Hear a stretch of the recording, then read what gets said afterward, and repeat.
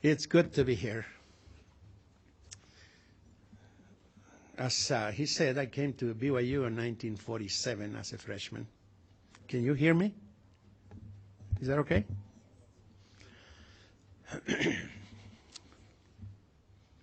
I'm going to start with a riddle, which I will not explain. I'll explain that some of the time when there is more time. But listen to this very carefully. Manasseh is coming north to see, to feel, to know what Ephraim, his brother, has done since 1776, and especially since 1830.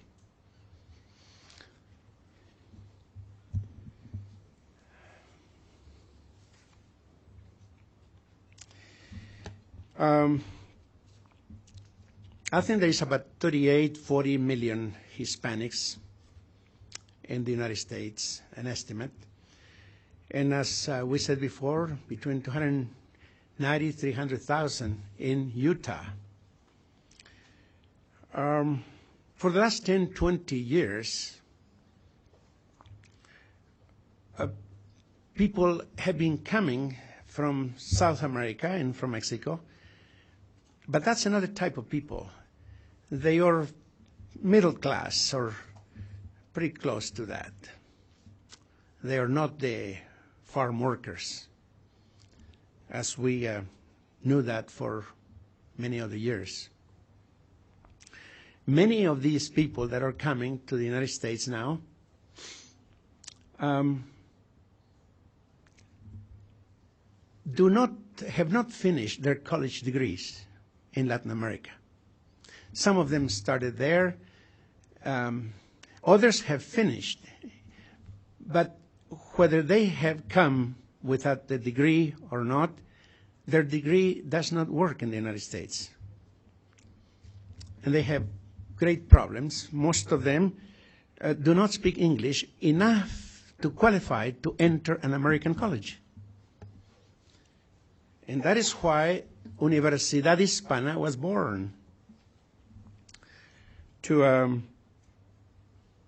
give these people an opportunity to get a college degree, to enter college and to get into the professional fields.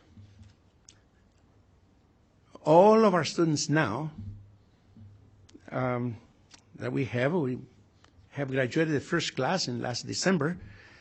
Not a single one of our students could qualify in terms of the English language to pass the TOEFL and to enter a college. And yet many of them, as I said, thousands of them want to go to college. They have the qualifications, they have credentials, they have the desire, except the language. So that's one problem that we are trying to solve. Get them out of a situation that is what I call una trampa social, or an impediment in a social situation that is difficult to overcome. We are catering to those people. We are trying to open a door for them.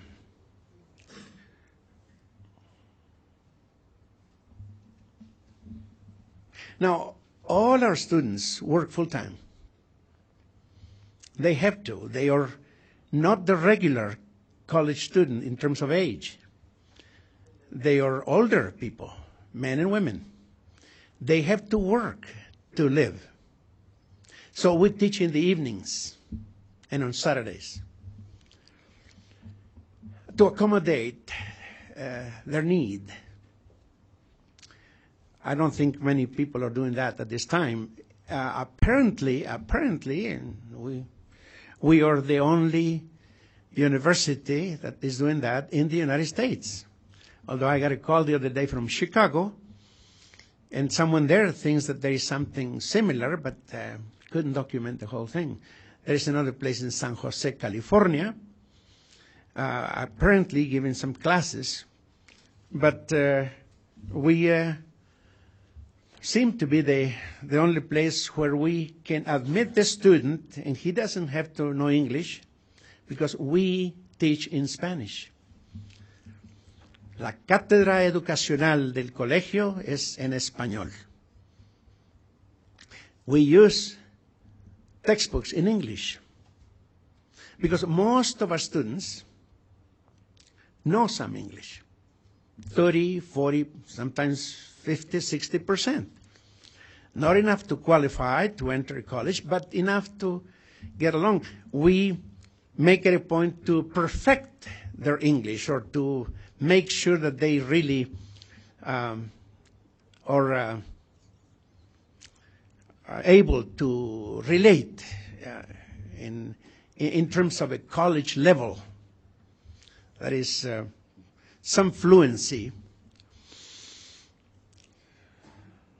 So as time goes by, if these people cannot get into college, and we know many cases like that, and we have been, they get old, discouraged. And we have many people here now in the United States with a lot of bitterness because they wanted to go to college. They wanted to be professionals. They wanted to do something with their lives, and they were not able to. Now they are. We graduated last December, our first class, and 3 of our students are 60 years old and very happy. They wanted to go to college. And now we began, of course, with an associate degree in business. This is what we offer, an associate degree in business, which is a very versatile degree. And already our students that graduated have better jobs. They have increased their salary. And what happens to the individual is something tremendous. And I want to say a little bit about that. The energy level of an individual that sees a door open, that energy level increases tremendously. I say triplicates. And I think it happens, or can happen to all of us, and it should happen to all of us, and it does. That when we now have an opportunity, when we have a door open, we put quite a bit of effort and are able to take a lot of punishment or sacrifice, if you want to call it, in order to achieve. And this is what's happening. It's a rather marvelous thing to see. Now, a person that wants to go to college and is not able, suffers from the lack of presence. Our students now, what we are trying to emphasize is when they find themselves, when they see that there's an opportunity to continue later on in other universities and doing something else, they gain presence. They can look to the individual, to other individuals, eye to eye. They have confidence. Their ego develops in strength. And that's to me very important. That you see, I believe that discrimination is in the receiver, not in the sender. Let me explain that. Discrimination exists when I choose to receive it. And I personally, and speaking for myself, never received it. I decided in my life that I would never receive it. I have never been discriminated ever. People probably have tried. I wouldn't doubt that. But I have never received it. How can you do that?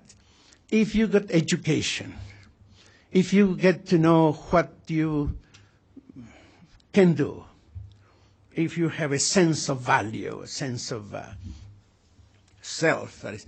So I think I'm a sociologist, so I've studied that all my life. I know what prejudice and discrimination is and so forth. So our students are gaining presence.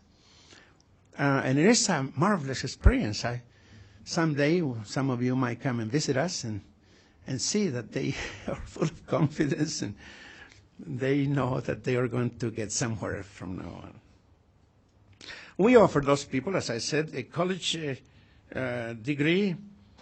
All we require is a high school equivalent, a degree, high school, or its equivalent. We also offer a GED. We do all this in Spanish. Many of our students did not have the credentials because they forgot them, because they could never get them, because they never finished, whatever. We can give that credential here in Utah in Spanish in 6 months, sometimes less. We do it in Spanish. That's the GED. And after that, they can enter college. And we are doing that now. We are offering the GED in Spanish. We are teaching English also in Spanish. Teaching English in Spanish. Get it? There's a difference. When I came to BYU, 1947, I didn't speak English. I still don't very well. And I was registered for college work. There was no international office. There was no GED. There was no ESL. There was nothing. Those were ancient times. And they told me, you're in college now. I said, but shouldn't I first learn English? We don't teach English here, they said. You just get in there and see what happens. And in 2 months, I learned English. So again, when you have to, you have to. But we make it easier because our students are not full-time students. They are not day students. They are not young. So we offer this facility. We can give and do give academic credit for what they have done in Argentina, in Mexico, in Peru, and wherever. We give academic credit through a series of examinations, so they can recover some of the work that they have done before, and of course they do. They pass an algebra test in a jiffy.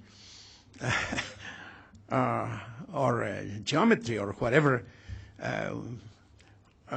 we need to qualify them to give them credit. So some of our students have been able to get that. And we are trying to cater to those people in their 30s, 40s, who have done some work. One interesting thing in Latin America is that many people, too many, don't finish their degree. If I might say something here that I hope doesn't offend anyone, but I know because I've been there. I have seen these people. Many professionals in Latin America, lawyers, MDs, engineers, teachers, are functioning, and they do not have the degree. Somehow they got through and so forth. So this is one phenomenon that we have to deal with. Here we give credit to them and give them an American degree in business. And that they say versatile. They say a degree that can start them in their way to achieve something else if they want to.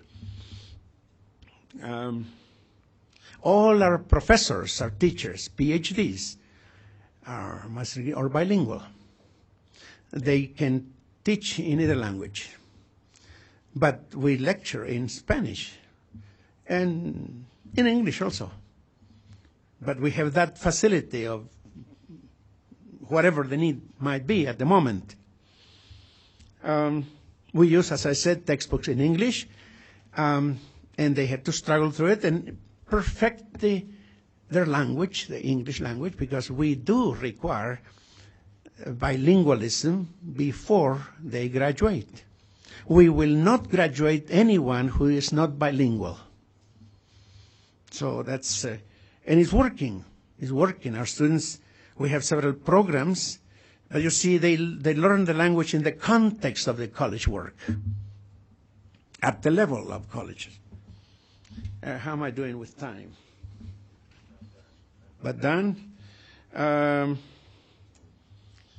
Okay, well, there are many other things. I'm sure that if you have any questions, we will deal with that later.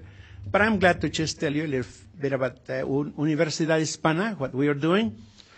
I started this about 10 years ago in Mexico, organized several high schools, mostly for return missionaries. When I found out that my missionaries, about 65% of them did not have a high school degree.